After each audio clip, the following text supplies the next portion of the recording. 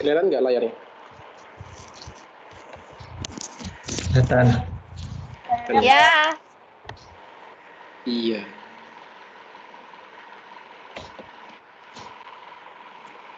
PT-nya kelihatan? Ada. Nggak kelihatan? Ada sih. Ada. Coba. Wajah gua ada nggak sih? Enggak, apa? Wajah gua kelihatan nggak? Enggak, belum. Belum apa emang nggak ada? Emang nggak Nggak ada. ada. Oh, nggak ada berarti kalau pakai PPT kayak gitu ya? Yaudah, nggak usah pakai lah. Oke, dimulai ya dari 10 detik dari sekarang. 1, 2, 3.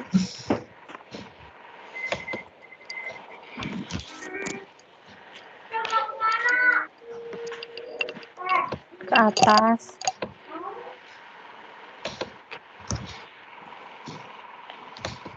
Bismillah, Assalamualaikum warahmatullahi wabarakatuh. Waalaikumsalam warahmatullahi wabarakatuh. Warahmatullahi wabarakatuh. Apa kabar semuanya? Alhamdulillah baik. Pak. Baik ya. Sebelum kita memulai pelajaran kita hari ini, seperti biasa kita absen dulu. Hari ini siapa yang nggak hadir?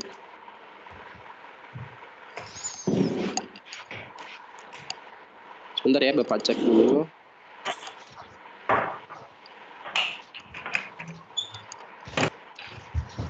Iqbal ada Iqbal? Ada. Iqbal ada. Ruby ada Ruby. Hadir. Umita, Hadir. Miftahul Jannah,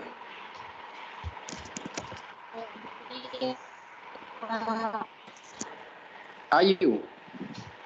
Apa? Oh, ada ya. Ida,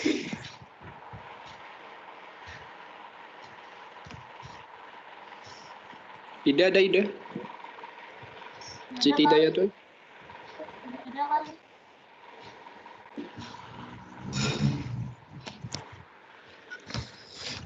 Iqbal ada Iqbal. Hadir, Pak. Hadir. Yakin?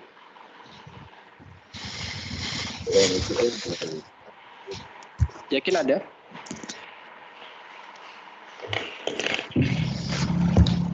Nggak ada ya? Nia? Nia izin. Oh, Nia izin. Terakhir siapa? Griselda ada Griselda.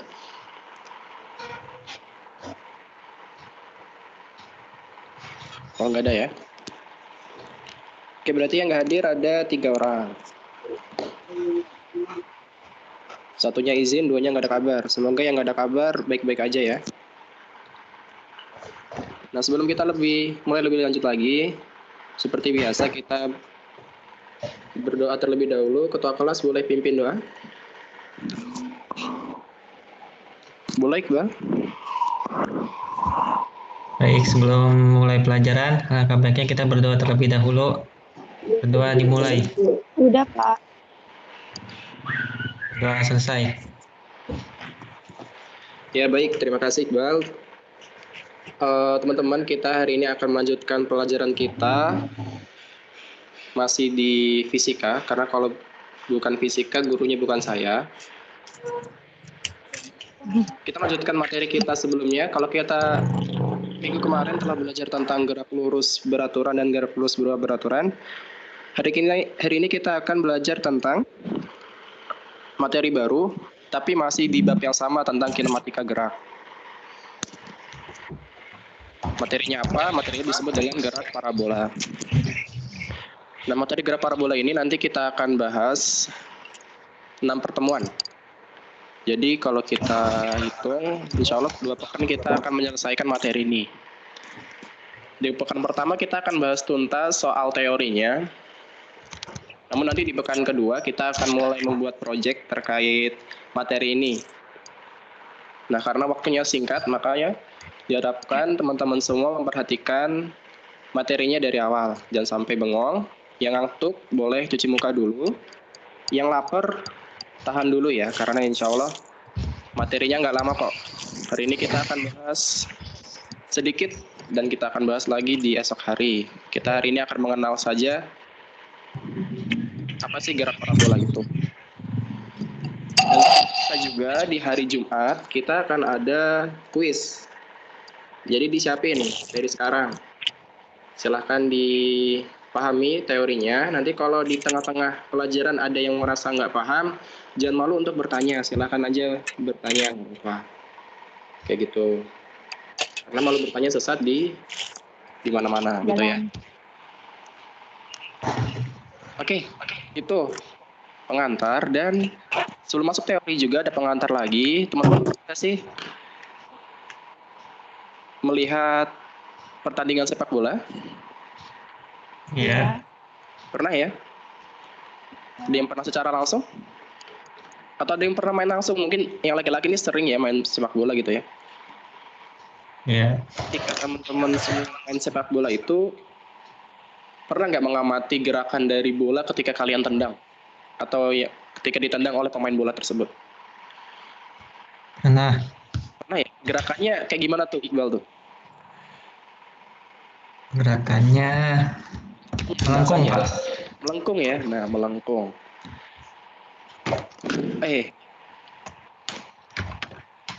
Iya benar ya, melengkung. Dan ada lagi. Pernah nggak sih teman-teman semua mengamati peristiwa sama-sama masih di masih di peristiwa olahraga, yaitu di permainan bola basket. Pernah nggak teman-teman mengamati juga gerakan dari bola basket ketika dilempar oleh pemain basket? Nah, kalau teman-teman mengamati, itu memiliki gerakan yang sama juga seperti bola tadi. Kalau kata Iqbal tadi melengkung gitu ya, melengkung. Kayak bukit kayak gitu. Nah, ataupun kalau teman-teman yang di sini tuh suka lihat film Pirates of Caribbean misal, ada yang pernah lihat? Film bajak laut itu. Nah, film itu kan kita lihat adalah film bajak laut yang penuh aksi tentang pertempuran menggunakan kapal ya. Nah, kalau kapal-kapal zaman dahulu kan dia pakainya meriam. Ketika meriam itu melontarkan pelurunya, nah itu sama tuh, sejenis juga gerakannya kayak yang dialami dari bola basket dan bola sepak sebelumnya. Nah, apa sih sebenarnya gerak parabola? Mari kita masuk ke materinya. Kalau teman-teman tadi amati, kalau kata Iqbal tadi, bahwa gerak parabola itu bentuknya lintasannya melengkung. Kayak gitu. Apa sih melengkung itu? Kita langsung masuk ke pengaruh. Sebenarnya bola yang tadi ditendang, atau bola tadi yang dilempar oleh pemain basket, ataupun peluru meriam yang ditembakkan oleh bajak laut di film Pirates of Caribbean, itu sebenarnya mengalami pengaruh dari gaya gravitasi. Setelah dia mendapatkan gaya awal dari tolakan pertama dari penembak, dari penendang ataupun pelempar bola tersebut, gitu ya. Jadi ada 2 gaya nih yang mempengaruhi gerak ini. Gaya gravitasi itu dan gaya awalnya kayak gitu. Lalu teman-teman, karena tadi kita di awal telah sepakat kita ini belajar di bab kinematika, maka kita tidak menghiraukan gaya-gaya lain selain gaya tadi, gaya gravitasi dan gaya tolakan awal. Kan sebenarnya kalau kita pahami ketika bola dilemparkan sebenarnya itu ada pengaruh udara juga, sebenarnya seperti itu. Namun karena kita belajar kinematika di mana kita hanya melihat suatu peristiwa dari pengaruh yang langsung kena oleh benda tersebut, maka gerakan kita hiraukan kayak gitu. Karena kalaupun pakai gerakan di udara, sebenarnya bisa aja, tapi nanti makin ribet materi ini kayak gitu. Karena untuk mempermudah juga untuk menjelaskan materi ini, maka kita menghiraukan hal-hal yang detail seperti itu. Karena kita sepakat ini kita belajar di bab kinematika. Ya. Tadi kalau teman-teman pahami kalau gerak parabola itu sebenarnya bisa ditinjau dari dua dimensi. Nah, bedanya dengan GLB dan GLBB yang kemarin kita pelajari, GLB dan GLBB itu cuman bisa kita tinjau dari satu dimensi saja. Contoh kalau GLB kita bisa tinjau dari satu dimensi aja, dari sumbu X maupun sumbu Y, tergantung gimana tadi bendanya dilemparkan. Tapi biasanya kalau GLB itu di sumbu X, karena kalau di sumbu Y nanti biasanya itu GLBB karena ada pengaruh gaya gravitasi tadi. Nah, pengertian gerak parabola. Sampai sini ada yang tanyain? Oke. Jika tidak, kita bisa lanjut. Dan tadi ya teman-teman, perlu teman-teman pahami, gerak ini sangat dipengaruhi oleh gaya gravitasi. Makanya mungkin gerak parabola ini hanya bisa kita amati di bumi aja. Beda ntar kalau kita di bulan gitu ya. Makanya nanti mungkin kalau suatu saat nanti dari teman-teman di sini berkesempatan untuk pergi ke bulan dan ingin mencoba membuktikan gerak parabola di bulan, mungkin teman-teman nggak bisa membuktikannya itu karena gaya gravitasi di sana kan lemah gitu ya. Ada pun sedikit gitu ya. Nah, nanti kalau ketika teman-teman lemparkan suatu benda ataupun mencoba nendang bola di sana, bukan gerak parabola yang terjadi, tapi malah mungkin melayang gitu ya, nggak jelas dan sebagainya. Nah, makanya gerak parabola itu sangat dipengaruhi oleh gaya gravitasi. Kayak gitu.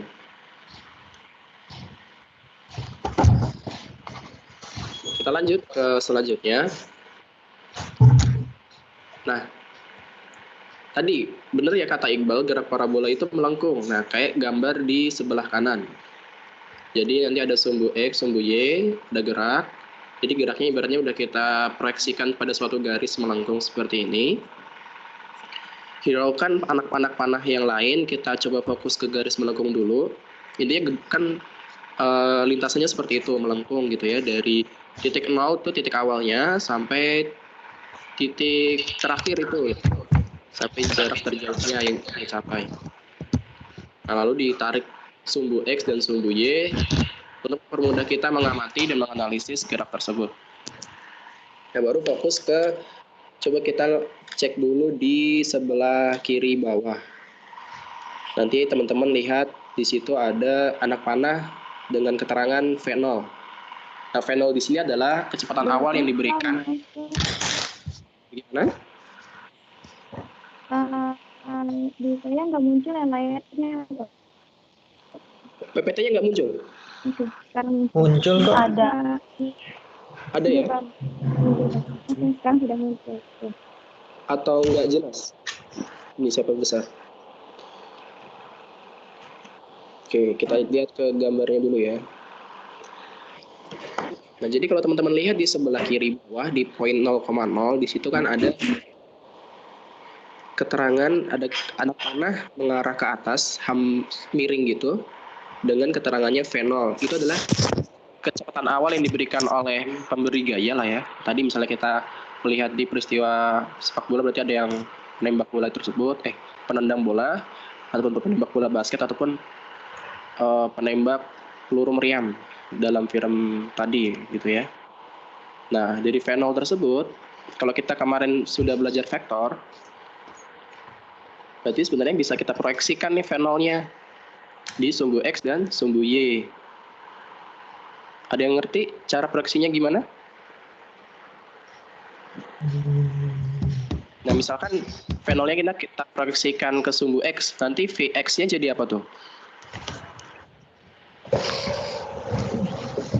Persis kayak vektor sebelumnya. Ada yang masih ingat? Jadi V0 cos X. Nah, betul ya. Iya benar. Benar Iqbal ya. V0 cos X. Bukan cos X tapi ya, Bal ya. Iya cos alpha tadi. X ini maksudnya sudut kan ya? Iya. Iya, paham kok. Maksudnya tadi di situ sudut. Jadi benar. Jadinya Fx itu sama dengan F0 cos alpha atau theta atau Alpha. sudutnya yang terbentuk dari. Nah, sudutnya itu sudut yang mana? Sudut itu sudut yang dibentuk dari tolakan awal dari benda tersebut bergerak dengan sumbu X, sumbu horizontalnya kayak gitu. Kalau di sini kan ada tuh keterangannya alfa kayak gitu. Nah, benar kata Iqbal untuk memproyeksikannya. Tadi contohnya kalau di Vx bisa kita proyeksikan ke sumbu X jadi V0 cos alfa kayak gitu.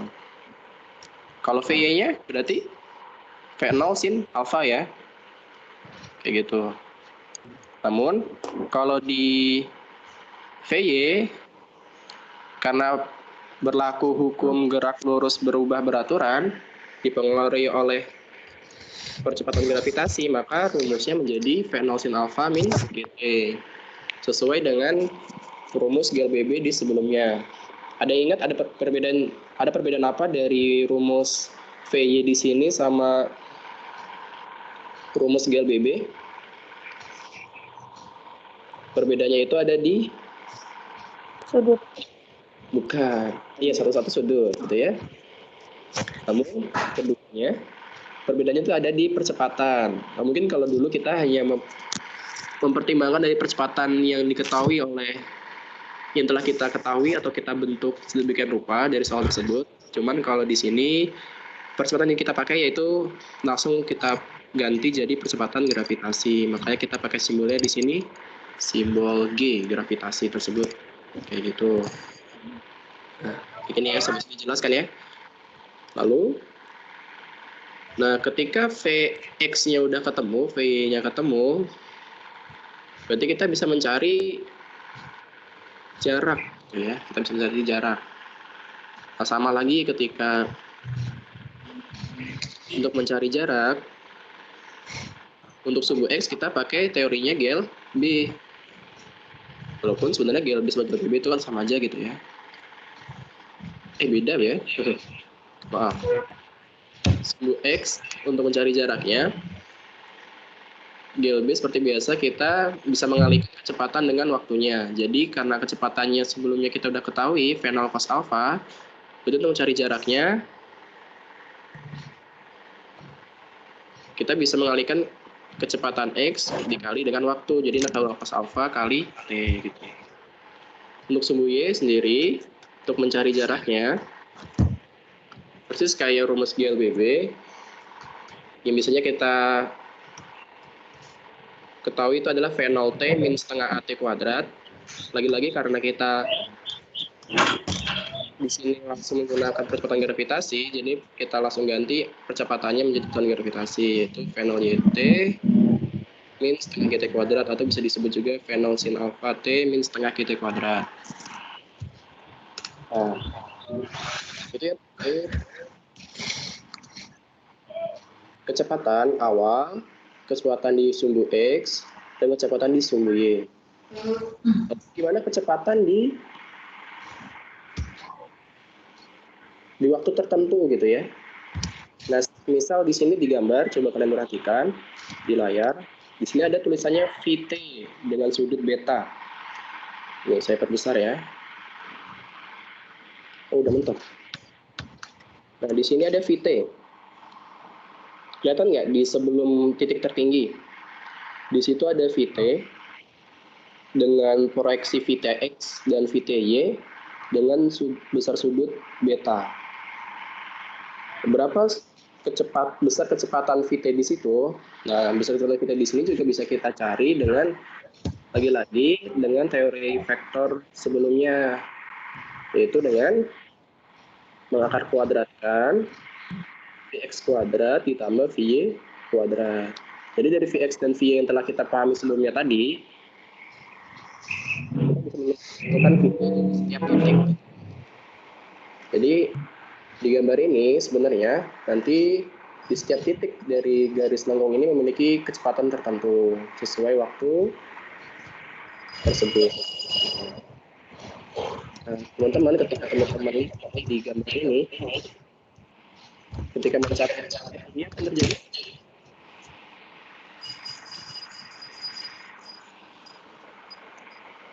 Ada yang bisa ngejelasin nggak? Apa, Pak? Apa yang terjadi ketika benda tersebut mencapai titik tertinggi? Kalau di sini udah dikasih clue VTY-nya sama dengan 0. Artinya Berarti betul. kecepatan Y-nya itu 0. Kecepatan Iya, pada benar. sumbu Y. Iya benar ya. Kecepatan pada sumbu Y 0. Jadi udah nggak ada lagi tuh kecepatan sumbu Y. Jadi tinggal kecepatan di sumbu X. Yang kecepatan di sumbu X itu konstan, tidak ada perubahan. Nah, ketika sudah mencapai titik tertinggi, nanti kita bisa mencari tinggi maksimumnya dari rumus sebelumnya. Nanti kita akan, kalau kita pahami tadi, kalau Vy itu kan rumusnya apa tadi? Untuk mencari Vy tadi rumusnya apa? Vy. V0 sin alfa dikurang GT. Kurangi GT, bener ya.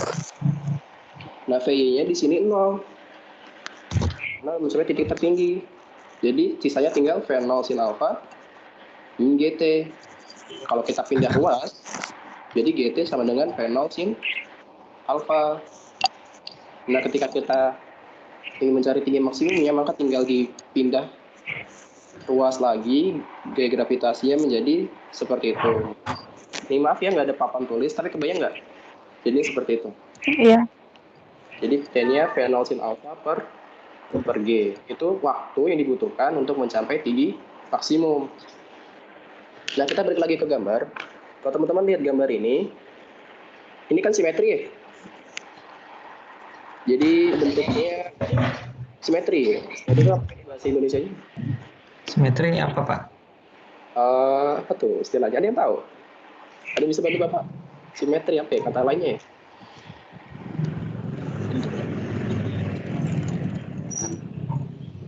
Bentuknya beraturan. Jadi ketika teman-teman lihat dari titik 0,0 ini sampai titik tertinggi, dan dari titik tertinggi sampai titik terjauh itu potongannya sama. Iya nggak sih? Sama ya. Nah, jadi ketika potongannya sama seperti ini, kita bisa menyimpulkan waktu yang dibutuhkan untuk mencapai titik terjauh itu sebenarnya ada hubungannya tuh sama waktu untuk mencapai titik tertinggi. Apa hubungannya? Ada yang tahu nggak?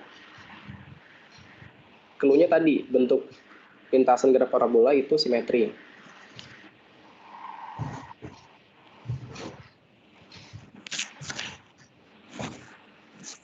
Ada yang mau jawab?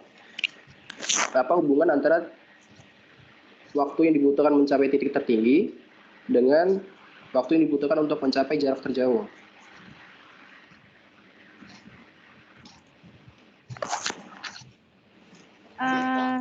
Jarak Iya. terjauh itu waktunya 2 kali jarak tertinggi. Ya, betul ya. Apa tadi yang jawab?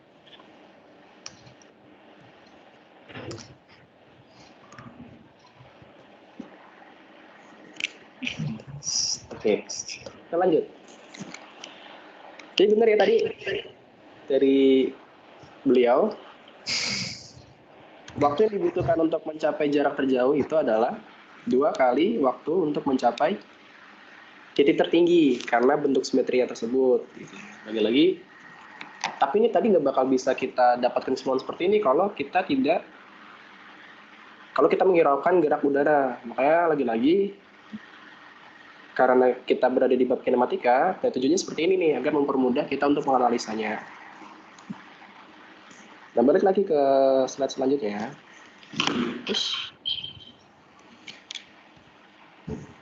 Ketika kita sudah tahu waktu yang dibutuhkan untuk mencapai titik tertinggi dan waktu yang dibutuhkan untuk mencapai jarak terjauh, kita juga bisa mencari titik tertingginya dan jarak terjauhnya. Caranya seperti apa? Langsung aja kita substitusikan atau kita masukkan rumus dari waktu titik untuk mencapai titik tertinggi tersebut ke dalam rumus dasar dari mencari jarak, yaitu Y sama dengan V0T min setengah AT kuadrat, atau kita pakainya G, jadi setengah AT kuadrat. V0-nya kita ganti V0 sin alfa, T-nya kita ganti T maksimum, T untuk mencapai tinggi maksimum, dan yang lainnya sama. Dan nanti ketika kita olah, hasilnya seperti di layar ya, jadinya V0 kuadrat sin kuadrat alfa per 2G. Lalu untuk Xmax sama, caranya kita kalikan V0 Px kali T. Nah, karena V0-nya itu V0 cos alfa, terus T-nya itu kita pakai 2 kali V0 sin alfa per G, maka jadinya seperti itu ketika kita olah, yaitu V0 kuadrat sin 2 alfa per G. Ini sin 2 alfa, ada yang tahu persamaannya jadi apa kalau di rumus trigonometrik kemarin? Sin 2 alfa itu sebanding dengan 2 sin alfa cos alfa gitu ya. Dan sampai lupa, jadi rumus trigonometri coba diingat-ingat lagi karena bakal kepake di teori ini. Nah, itu ya udah soal. Nah, jangan dilihat soalnya dulu. Sampai situ materi untuk kita hari ini.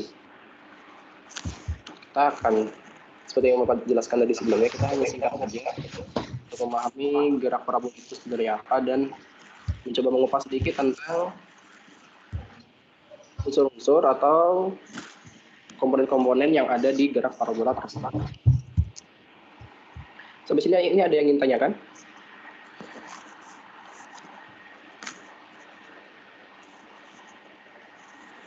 Ada?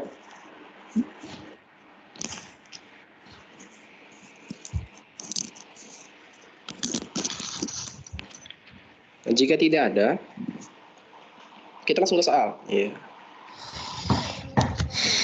Soal buat silakan bentuk kelompok. Kelas ini dibagi 4 kelompok aja. Dan soalnya cuma 1, gampang lagi. Tapi kayaknya akan saya berubah. Bukan coba amati gejala, karena tadi kita udah mengamati bareng-bareng dan kita udah mencoba mengupasnya bareng-bareng. Kita ganti soalnya jadi coba cari manfaat dari gerak parabola di kehidupan kita sehari-hari. Nah, coba teman-teman dari kelompok tadi udah dibentuk, coba cari minimal 1. Lalu nanti bisa dipresentasikan di pertemuan selanjutnya. Nah, itu aja untuk tugasnya. Nanti teorinya kita akan lanjutkan di pertemuan selanjutnya. Ada yang ingin menanyakan tentang tugasnya?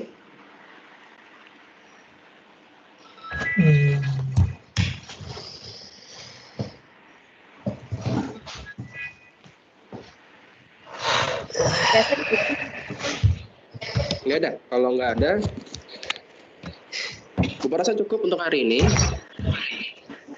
Terima kasih buat teman-teman semua yang sudah aktif di kelas hari ini. Yang belum aktif, semoga bisa aktif lagi di pertemuan selanjutnya. Jangan malas ya, karena bersyukur teman-teman semua masih bisa mengemban pendidikan sampai sekarang.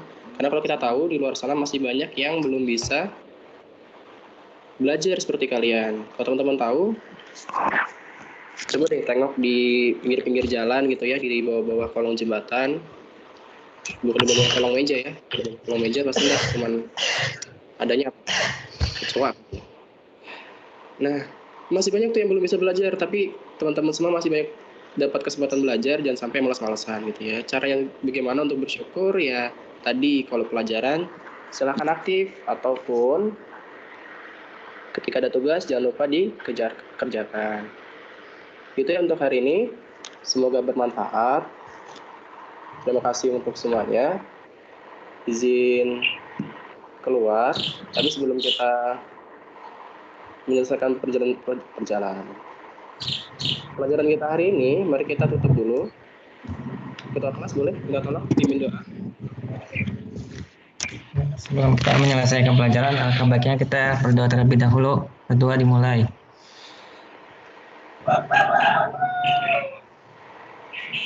Doa selesai. Terima kasih buat ketua kelas dan semuanya. See you next time. Insya Allah kalau masih hidup. Wassalamualaikum warahmatullahi wabarakatuh. Assalamualaikum warahmatullahi wabarakatuh. Si kocak.